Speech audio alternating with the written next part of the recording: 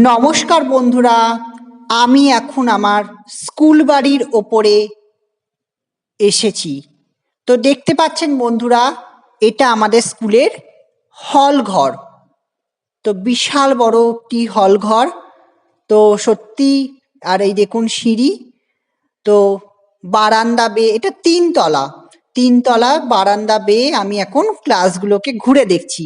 তো সত্যিই ভালো লাগছে, এবং এই পরপর যে কটা ক্লাসরুম আছে প্রত্যেকটা ক্লাসরুমই আমাদের ছিল। আমরা সেই ক্লাসরুমের বেঞ্চে বসে ক্লাস করেছি।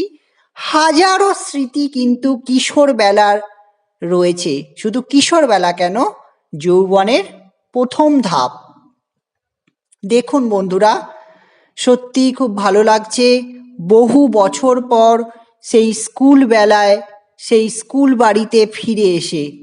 আর এই রুমটা আমার খুবই প্রিয় ছিল। 25 নম্বর রুম, 24 নম্বর রুমও আমার খুব প্রিয়।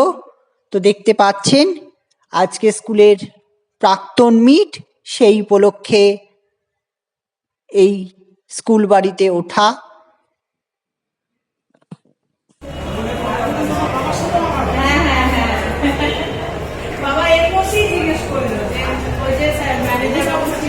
ঘুরতে ঘুরতে দেখা হলো আমাদের স্কুলের এক প্রাক্তনীর সাথে। আপনি কোন সালের ব্যাচ? আমি 1974 সালে হায়ার সেকেন্ডারি পাস করেছি এই স্কুল থেকে। বাহ, 1974। আজ থেকে 50 বছর আগে। তখন স্কুল দোতলা ছিল না, এটা তিনতলা ছিল না, একতলা করে ছিল।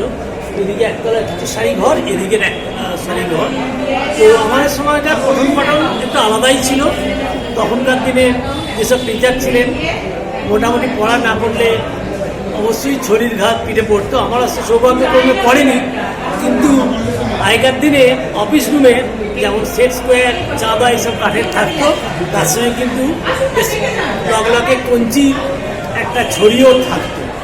ওটা মাঝে মাঝে খুব রেগে গেলে মাস্টারমশাই, ক্লাস টিচার অর্ডার হতো, যাও নিয়ে আসো। এইরকম ছিল। এখনকার দিনে তো মারধর করা করলে সেই টিচারের হয়তো জেলও হয়ে যেতে পারে। সে এক যুগ ছিল। যাই হোক, সময় এগিয়ে যাচ্ছে।